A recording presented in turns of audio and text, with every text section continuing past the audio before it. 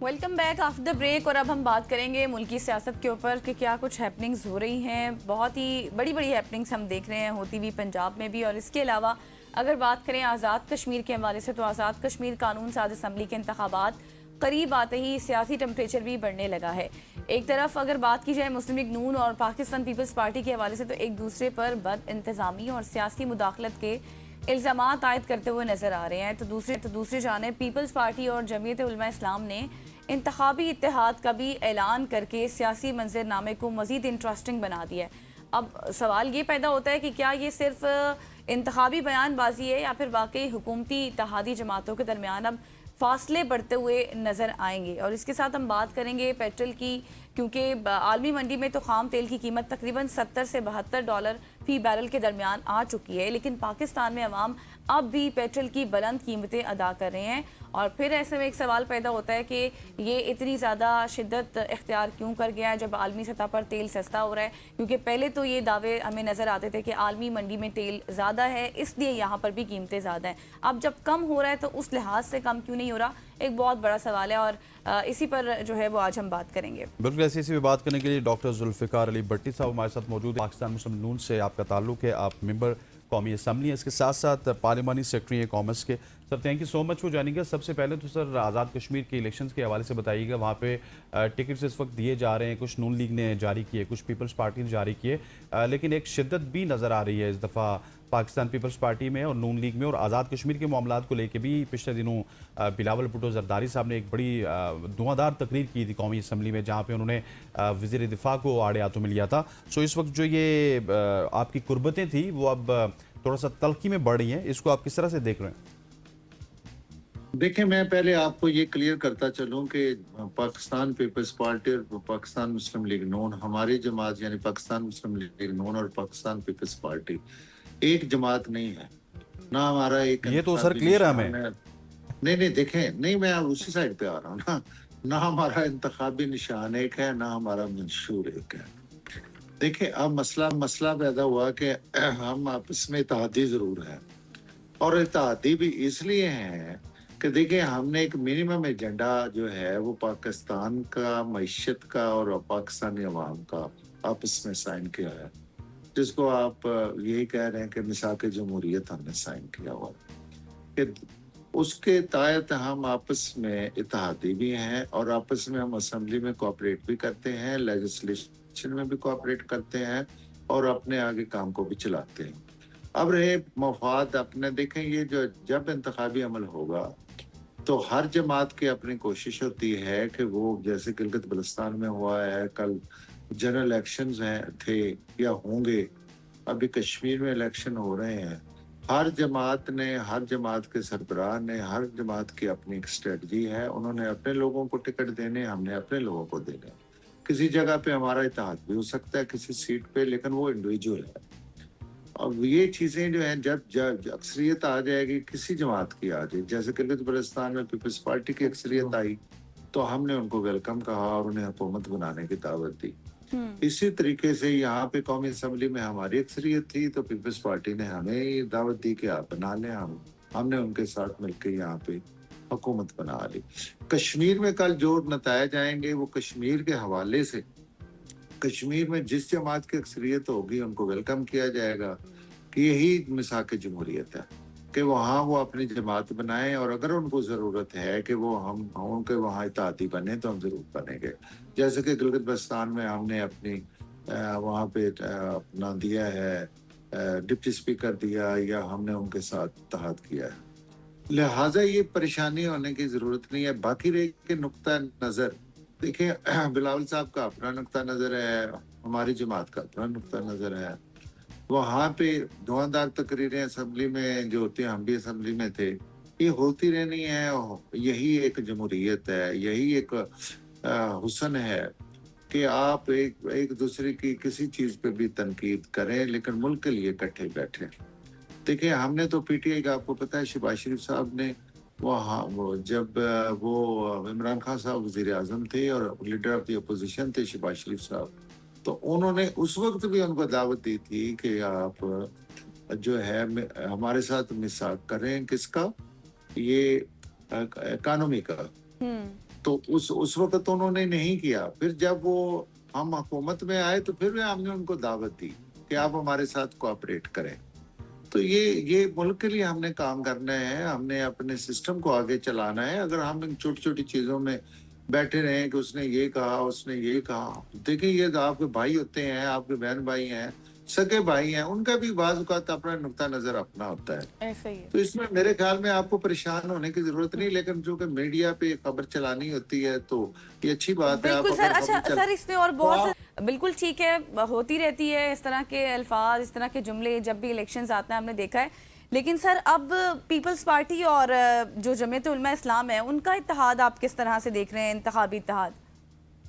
ये भी बड़ी अच्छी बात है अगर दो डेमोक्रेटिक पार्टीज का आपस में इत्तेहाद होता है और वो अपने देखे ना, वही भी एक इंतखाबी सियासत का हिस्सा है कि उन्होंने अपनी सीट निकालनी है। वो समझते हैं कि अगर हमारी सीट की एडजस्टमेंट हो जाए तो इसमें हमारी सीटें ज्यादा आ जाएंगी। तो देखें ये इसमें किसी का आपने देखा है कि पार्टियों की एक वक्त था जब जमीयत उलमा इस्लाम और यानी जेयू आई और अपना एमक्यूएम, ये दोनों जमातें जो थी वो इमरान खान साहब के साथ थी।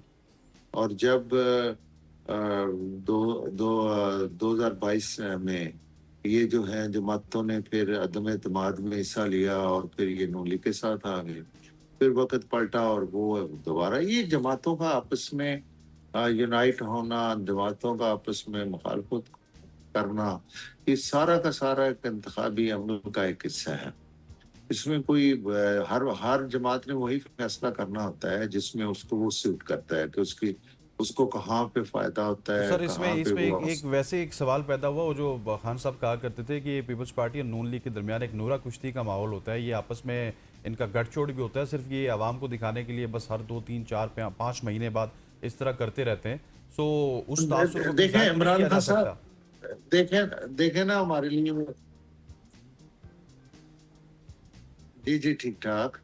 अच्छा देखें, मैं उसका ये जवाब देना चाहूंगा कि देखें एक वक्त में एमक्यूएम जब उनके साथ थी अपना इमरान खान साहब के पास साहब, और ये मौलाना फजल रहमान साहब उनके साथ थे, या जो जमातें उनके साथ थी वही जमातें बाद में उनके मुखालिफ हुई, तो उस वक्त वो उन जमातों को अच्छा कहा करते थे।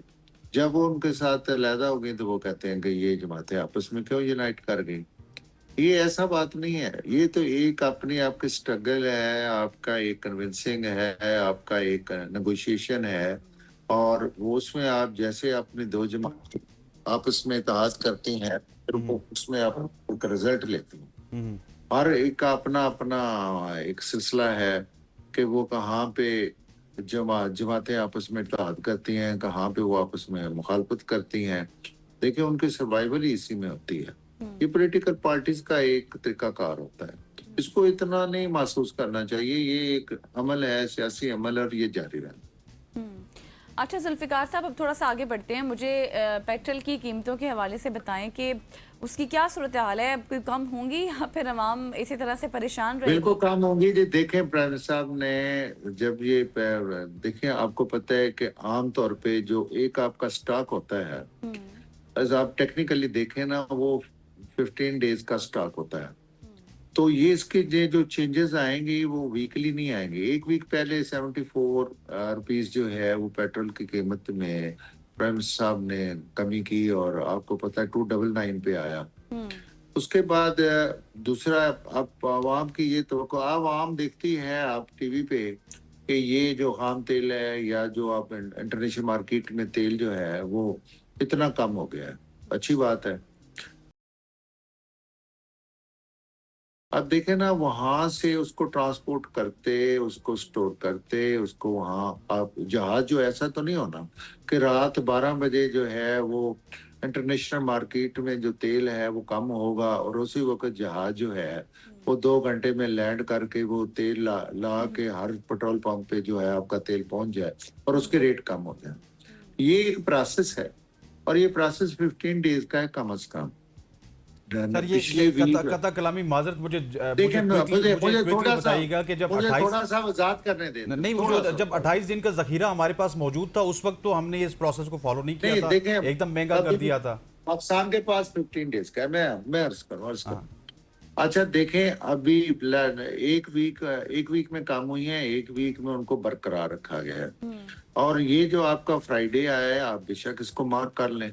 फ्राइडे को प्राइम मिनिस्टर साहब इसमें फिर कमी करेंगे और इंशाल्लाह ताला देखें जो इंटरनेशनल मार्केट में जितनी कमी आई है उसको हुकूमत जो है वो आवाम पे मुंतकिल करेगी और इनको उनको रिलीफ देगी सही। इंशाल्लाह।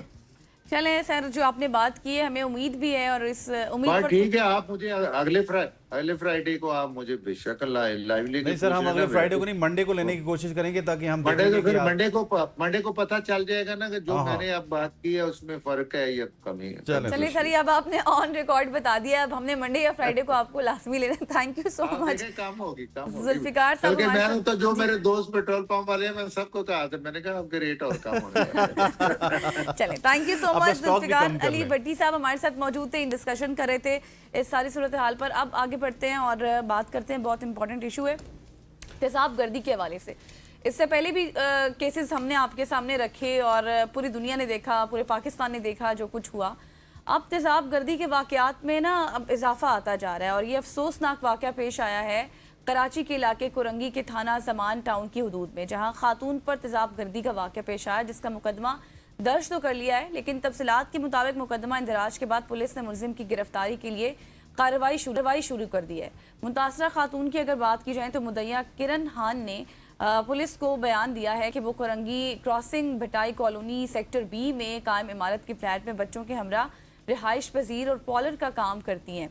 खातून के मुताबिक इस 21 जून की शाम अपने फ्लैट की सीढ़ियों से वो नीचे उतर रही थी कि जुड़वा फ्लैट में रहने वाले अली नामी शख्स, जिससे उनका पहले ही तनाज़ा था वो और FIR का मामला भी चल रहा था, उन्होंने क्या किया कि सीढ़ियों से उतरते वक्त कोई चीज़ फेंकी जिससे शदीद तकलीफ हुई, जबकि वो धक्का देकर भाग गया।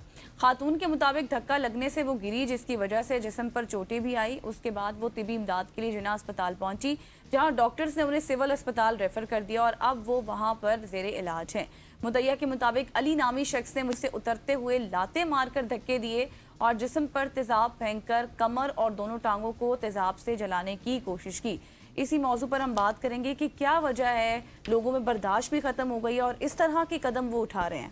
बिल्कुल ऐसी इसी बात करने के लिए तहसीन आबदी साहिबा हमारे साथ मौजूद है। आप तर्जुमान हैं सिंध गवर्नमेंट की, पाकिस्तान पीपल्स पार्टी की। Tehseen, thank you so much for joining us. सबसे पहले तो मुझे ये बताइएगा कि कराची में जो पेश आने वाला वाकया है तेजाब गर्दी का, इसको ये एक बार फिर ये सवाल उठाता है कि एक ऐसे जराइम जो कि बार बार हो रहे हैं वो क्यों हो रहे हैं? क्या हमारे पास जो कानून है क्या वो मुअस्सर नहीं है या फिर उनके ऊपर इम्प्लीमेंटेशन नहीं हो पाती कि इस तरह के वाकयात हमें स्पेशली ख़वातीन के साथ पेश आते हैं? क्योंकि जब भी किसी खातून के साथ बच्चे के साथ कोई वाकया पेश आता है वो सिर्फ पाकिस्तान की नहीं बल्कि इंटरनेशनली भी मीडिया उसको उठाता है। देखिए हुसैन, आपको भी पता है कि मेट्रोपॉलिटन यहाँ पे पॉपुलेशन जितनी ज्यादा है तो यकीनन चैलेंजेस बहुत ज्यादा है, लेकिन ऐसा नहीं है कि इनकी रोकथाम के लिए इक़दाम नहीं किए जा रहे हैं। अगर ऐसा होता तो फौरी तौर पर जब ये इंसिडेंट हुआ तो आपने देखे जब ये रिपोर्ट हुई चीजें तो सीएम साहब ने जो है नोटिस दिया एडिशनल IG साहब को, जो इसके इंक्वायरी के लिए जो है फौरन हिदायत जारी की गई। होम मिनिस्टर साहब ज़िया नज्जार साहब ने भी जो है कोरंगी के जो SSP हैं उनसे उनकी बात हुई है और हम मेक श्योर करते हैं कि जी जल्द से जल्द इस मुलजिम को गिरफ्तार भी किया जाएगा। और इस तरह के इक़दाम अगर आप प्रीवियस ईयर्स में देखें कि इस तरह के वाक़यात एक वेव आई थी कि बहुत ज्यादा बढ़ गए थे, लेकिन अल्हम्दुलिल्लाह से गवर्नमेंट ने जिस तरह से पुलिस ने जिस तरह कार्रवाइयाँ की हैं तो इन वाक़यात में कमी आई। लेकिन मैं अगेन वही कहूंगी कि क्योंकि कोरंगी भी अगर आपको देखना हो कि जिस तरह उसकी आबादी है बहुत ही स्लम एरिया है, तो इस तरह के इंसिडेंट का होना यकीनन इसकी भी इन्वेस्टिगेशन की जाएगी कि अगर खातून ने, जैसे आपने भी जिक्र किया कि FIR भी उन्होंने दर्ज करवाई थी, फिर उन्होंने कुछ चीज़ें उन्होंने अगेन जो है वो बताई हैं कि जी मैं दोबारा जो है कुछ चीज़ों में इनकी हर्डल्स आई हैं पुलिस की तरफ से, जो खातून का स्टेटमेंट है तो उसके खिलाफ भी जो ज़िया नज्जार साहब हैं उन्होंने ये कहा है कि कहीं पे भी जिसकी भी कोताही है उसके खिलाफ भी एक्शन लिया जाएगा। लेकिन अभी फिलहाल हमारी फर्स्ट प्रायोरिटी है कि जो मुलजिम इसमें इन्वॉल्व है, जो उनका पड़ोसी इन्वॉल्व है उसकी जल्द से जल्द जो है वो गिरफ्तारी अमल में लाई जाए। जी अच्छा तहसीन, ये तो बहुत अच्छी बात है कि इस पर काम भी हो रहा है और हमें भी यकीन है कि जल्दी से इसके ऊपर काम हो भी जाएगा। लेकिन अब बात यह है कि हमने देखा कि पहले भी जब इस तरह के वाक़यात बढ़ गए थे तो उसके बाद कुछ रूल्स आए थे हमारे सामने। उसके बाद हमने देखा कि तेज़ाब की फ़रोख्त पर, ख़रीदो फ़रोख्त पर भी बहुत ज़्यादा रूल्स मुतारिफ़ कराए गए थे। तो अब क्या वजह है कि अब हम देख रहे हैं ना कि एक ऐसा वाक़या कहीं पर होता है तो फिर हमें साथ ही उस वाक़े से सबक सीखने के बजाय हम देखते हैं कि दूसरा वाक़ा कहीं इस तरह का रोनुमा हो जाता है। तो अब आपको नहीं लगता कि तेज़ाब की ख़रीदो फ़रोख्त के ऊपर भी कोई ना कोई इसके ऊपर सख्ती होनी चाहिए या इसकी रेगुलेशन के ऊपर भी मज़ीद कानून सख्त होना चाहिए? देखिए इसकी जो रेगुलेशन है ना, अगर आप देखें इसकी खरीदो फरोख्त, ये किसी भी प्रोविजनल गवर्नमेंट का डोमेन नहीं है, ये फेडरल का डोमेन होता है। क्योंकि तेजाब जो है वो बहुत सारी चीजों के लिए यूज होता है, आपको भी पता है कि उसके बिल्कुल। मुख्तलिफ यूजेज होते हैं कि तो उसकी वजह से हम उसको बैन तो कर नहीं सकते। लेकिन अगेन हाँ, वही जो आपने बात की कि रूल्स एंड रेगुलेशन वो भी फेडरल से ही आएंगे, हमें उसी पॉलिसी को फॉलो करना होगा। लेकिन मैं फिर अगेन वही कहूंगी कि पिछले अतवार में जिस तरह की बहुत ज्यादा कार्रवाइयां रिपोर्ट हुई थी, स्पेशली खवातीन के हवाले से जिन तरह उन पे एसिड फेंका जा रहा था, तो वो फिगर्स बहुत कम हुए। क्योंकि मेरे सामने फिगर्स भी होते हैं कि हम जब आप इन्वेस्टिगेट करते हैं चीजें, तो फिगर्स कम हुए। लेकिन अगेन मैं कहूंगी कि और ज्यादा बेहतरी आनी चाहिए और we are working on it. हम इस पे काम कर रहे हैं, तमाम इदारे जो मुतालिक इदारे हैं उस पे काम कर रहे हैं। तो ये मेक श्योर कि अब इस तरह के वाकयात में कमी आई है, मजीद कमी आएगी। लेकिन अब ये एक अनफॉर्चुनेट वाकया हुआ है, लेकिन इसकी हम बड़ी श्योरिटी देते हैं आपको कि जी इसकी फुल इन्वेस्टिगेशन की जाएगी, मुलजिम को भी जल्द से जल्द गिरफ्तार करके आपके साथ भी शेयर किया जाएगा कि हमने उसकी गिरफ्तारी अमल में आई है। और जो भी कहीं पे भी कोताही हुई है, चाहे वो कानूनी इदारे हो जो भी हो, तो इसके लिए सीएम साहब की तरफ से खुसूसी हिदायत है कि जीरो टॉलरेंस पॉलिसी है। इस तरह के किसी भी वाकयात या कोई भी इस तरह के जराइम होते हैं तो सिंध का पॉलिसी है, तो हम आपको ये श्योर करते हैं कि जी उसके खिलाफ कार्रवाई की जाएगी। अच्छा Tehseen, we are not specifically talking about Sindh, मतलब सिर्फ अगर तेजाब गर्दी की बात कीजिए तो ये सिंध में वाकयात नहीं होते, ये पंजाब में भी होते हैं, ये पूरे पाकिस्तान में भी होते हैं। लेकिन क्या आप समझती हैं, जिस तरह से आपने कहा कि आप इसके ऊपर कार्रवाई कर रही हैं, आप इसके ऊपर इम्प्लीमेंटेशन करवाएंगी, सारी चीज़ें, हम आपकी नीयत के ऊपर बिल्कुल शक नहीं करते, लेकिन कुछ हमारे महकमों में ऐसी काली भेड़ें मौजूद होती हैं जो इनको सपोर्ट करती हैं, ऐसे लोगों को सपोर्ट करती हैं, स्पेशली खवातीन के खिलाफ जो जुल्म करते हैं उनको सपोर्ट करती हैं। उनको भी हमें अब बेनकाब करने की जरूरत नहीं है, not only in Sindh, across Pakistan में बात कर रहा हूँ। अब बिल्कुल होना चाहिए। मैंने तो पहले भी ये आपसे बात की है कि अगर सिस्टम में किसी की कोताही है, किसी भी इदारे में किसी की कोताही है, तो हमारी तो इसमें भी जीरो टॉलरेंस पॉलिसी है। और अगर मैं क्योंकि सिंध को रिप्रेजेंट कर रही हूँ, सिंध की बात मैं इसलिए कर रही हूँ ज्यादा कि आपने देखे आप हमने तो जिस तरह आपने गुल प्लाजा वाला इंसिडेंट भी देखा होगा, इस तरह डिफरेंट डिफरेंट इंसिडेंट है कि जहाँ हमें कोताहियां नजर आई हैं हमारे ही इदारों की, उनके खिलाफ कार्रवाइयां हुई हैं। सब वाला वो बच्चे का गटर वाला वाकया भी याद होगा जिसमें बच्चे की डेथ हुई थी। उसमें भी जो मुतालिका जो एसएसपी थे उनको भी मुअत्तल किया गया, जो वाटर बोर्ड के हुकाम थे उनके खिलाफ भी कार्रवाइयां हुई, उनको भी मुअत्तल किया गया। तो हम तो बहुत स्ट्रिक्ट हैं एंड आई होप कि तमाम सूबे इसी तरह काम करें। क्योंकि मैंने देखा है कि आपको भी पता होगा सिंध की चीजें ज्यादा हाईलाइट होती हैं। मतलब वही वाकयात अगर कहीं पे भी नहीं होना चाहिए, पूरा मुल्क हमारा है, तमाम लोग हमारे हैं, लेकिन कहीं और के बनस्बत सिंध की चीजें ज्यादा जो है वो मीडिया हाई पे मिलती है, ज्यादा हाईलाइट होती है। तो हम तो इस पे काम बहुत ज्यादा कर रहे हैं कि जो भी है को वो कितना ही आला ओहदेदार हो, वो किसी भी डिपार्टमेंट का हेड भी हो, उसके खिलाफ भी कार्रवाई की जाएगी। क्योंकि ये चेयरमैन बिलावल भुट्टो जरदारी की तरफ से हमें एक लाइन से गवर्नमेंट को दी गई है कि जी किसी भी तरह का कोई जराइम, छोटे से छोटा जराइम भी होगा तो उसके लिए बिल्कुल जीरो टॉलरेंस पॉलिसी है। मैं वही आपसे बोल रही कि हम आपको ये अश्योर कराते हैं कि जो भी इसमें मुलविस है, किसी भी इदारे में कितना बड़ा ऑफिसर भी अगर मुलविस है, अगर खातून को जिस तरह मुश्किलात हुई हैं एफआईआर के हवाले से, तो जिया लंजार साहब का स्टेटमेंट आपने कल का पढ़ा होगा, सीएम साहब के स्टेटमेंट पढ़े होंगे कि उनके खिलाफ भी कार्रवाई की जाएगी। तो बिल्कुल इस पे तो कोई कॉम्प्रोमाइज करेगी नहीं सिंध गवर्नमेंट या सिंध पुलिस। सही, बिल्कुल आप सही कह रही हैं। और वही बात है कि हम ज़ाहिर है यहाँ मीडिया पर बैठकर जिस तरह आपने कहा हाइप मिलती है सिंध के इश्यूज़ को, कराची के इश्यूज़ को, लेकिन हमारी कोशिश होती है कि हम ओवरऑल हर चीज़ को ही लेकर चलें और हर चीज़ पर बात करें। अब हमारा मेन मकसद भी आपसे बात करना यही है कि हर इशू को हाईलाइट किया जाए। तो अभी जिस तरह हमने देखा कि रीसेंट वाक़यात हुए, फिर आपने भी कहा कि उस पर पहले भी हमने देखा कि जो अदादोशुमार आए उसमें कमी आई हमने देखी। लेकिन अब मसला ये है कि इसमें पता नहीं कितने ऐसे वाक़यात होंगे जो मीडिया पर आते भी नहीं हैं, घरेलू तशद्दुद होते हैं, जिनसी ज़्यादती होती है, ख़वातीन उनको बर्दाश्त करी होती हैं, शायद 1-2-100 में से जो हमारे सामने आते हो, जिस पर हम बात भी करते हो, हाईलाइट भी होते हो। आपको नहीं लगता तहसीन के इसके ऊपर कोई अदालतें, फास्ट ट्रैक ट्रायल्स होने चाहिए ताकि जो मुतासरीन हैं उनको इंसाफ बर वक्त और जल्दी मिल सके? देखिए, अदालत हमारे मातहत है। अदालतें एक बिल्कुल इंडिपेंडेंट इंस्टीट्यूशन है। हम उन पे तो वो होना तो चाहिए जो आप बात कर रही हैं, सजेशंस भी दे सकते हैं, अपनी राय दे सकते हैं, लेकिन अदालतें क्योंकि बिल्कुल इंडिपेंडेंट है, उनके फैसले, उनके प्रोसीजर्स वो ही बेहतर बता सकते हैं। लेकिन होना चाहिए क्योंकि सजा और जजा का कॉन्सेप्ट जब तक क्लियर नहीं होगा, जराइम कम नहीं होते। तो हम तो इस चीज पे बिलीव करते हैं कि जी, अगर आप देखें प्रीवियसली भी हमने जिस गवर्नमेंट ने जिस तरह उन लोगों को सजाएं देने के हवाले से जो भी कल्प्रिट्स गिरफ्तार हुए, अभी ड्रग्स केस का पिंकी वाला केस था, उसमें भी आपने देखा कि मुसलसल उन पे मुकदमात बनाए गए, जबकि बड़े प्रेशर्स इधर उधर से भी लोग बातें कर रहे थे, अफवाहें उड़ा रहे थे कि जी नहीं बनेगी, लेकिन तमाम केसेस बनाए गए।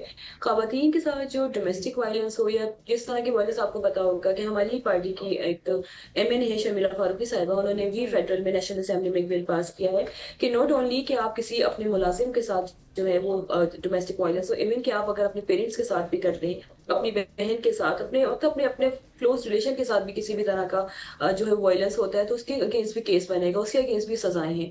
तो हम तो इस पे बहुत ज्यादा काम कर रहे हैं और हमें बहुत अच्छे रिजल्ट्स भी मिल रहे हैं। लेकिन अगेन वही चैलेंजेस हैं, आपको भी पता है कि जिस तरह की सोसाइटी है, ये मुझे लगता है कि ये किसी एक प्रोविंस का मसला नहीं है, बिल्कुल ये एक पूरा एक नॉट ओनली ये नेशनल मसला भी, ये इंटरनेशनल इश्यूज हैं। एग्जैक्टली। खवातीन के साथ अगर आप इस तरह के इश्यूज आपको हर जगह रिपोर्ट होंगे, इवन कि आप अमेरिका के न्यूयॉर्क जैसे सिटी में भी जो है वो डेली बेसिस पे इतने केसेस रिपोर्ट होते हैं। और एक दूसरी बात जो आपने की कि लोग रिपोर्ट नहीं करते, उसमें भी बहुत बेहतरी आई है। पहले ऐसे ही था कि केसेस जो है वो रिपोर्ट नहीं होते थे, वो डर की वजह से, अगर कोई बच्ची है या कोई लड़की इन्वॉल्व है, बदनामी की वजह से। लेकिन लोगों में अल्हम्दुलिल्लाह इतनी अवेयरनेस आ गई है कि वो चाहते हैं कि उनके साथ इंसाफ हो, वो केसेस लेके आते हैं, वो केसेस रिपोर्ट होते हैं, वो हम तक पहुंचते हैं, वो पुलिस तक पहुंचते हैं, और फिर उनके अगेंस्ट कार्रवाइयां भी होती हैं।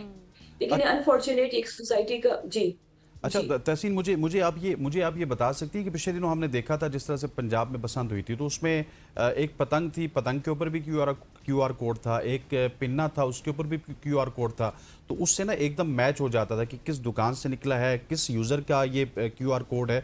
तो क्या आप समझती नहीं कि इस तेज़ाब के हवाले से भी अब हम, क्योंकि तेज़ाब तो कहीं ना कहीं यूज़ होता है, वो सारे और भी इसके मकसद हैं, तो इसके हवाले से भी क्यूआर कोड होना चाहिए कि किस दुकानदार से क्या, किस शख्स ने ख़रीदा और किस शख्स ने ये सहूलतकारी की, ताकि इस पूरे नेटवर्क को पकड़ा जा सके। देखिए, इस पे भी वर्किंग ऑन इट, हम इस पे काम कर रहे हैं, हमारे इदारे काम कर रहे हैं, लेकिन अगेन इसके इतने ज्यादा यूसेज हैं कि आप हम कर तो रहे हैं कोशिशें, लेकिन आपको पता है कि तब्दीलात बहुत सारी चीजों के लिए यूज होता है, और ये बहुत छोटी छोटी दुकानों पे भी दस्तियाब होता है। उसके लिए भी हम एक पॉलिसी बना रहे हैं, एक इसकी लेजिस्लेशन कर रहे हैं कि जी ये बहुत स्पेसिफिक जगहें हो, बस वहीं पे ये अवेलेबल हो। लेकिन अगेन आई एम श्योर कि साहब ने जहाँ से खरीदा होगा वो उनके मोहल्ले की कोई जगह होगी। तो अभी इन्वेस्टिगेशन हो रही है, मुझे एनीथिंग इन्वेस्टिगेशन हो जाए, आप फिर मुझे रिपोर्ट आ जाएगी, आप फिर मुझे दोबारा लीजिएगा, तो फिर मैं आपसे डिटेल शेयर करूंगी। सही। क्योंकि अभी सही। तो ये रिपोर्ट हुआ है केस 21 को, तो अभी इसकी इन्वेस्टिगेशन ही हो रही है। सही, इन्वेस्टिगेशन जारी है, इन्वेस्टिगेशन के बाद ही कुछ कहना पॉसिबल होगा, उससे पहले कुछ भी कहना कबल इस वक्त होगा। थैंक यू सो मच तहसीन आबदी साहिबा, हम मौजूद थी और हम कराची के इस इंसिडेंट पर बात कर रहे थे। आप लेते हैं एक शॉर्ट सी ब्रेक, वापस आएंगे, हमारे साथ रहिएगा।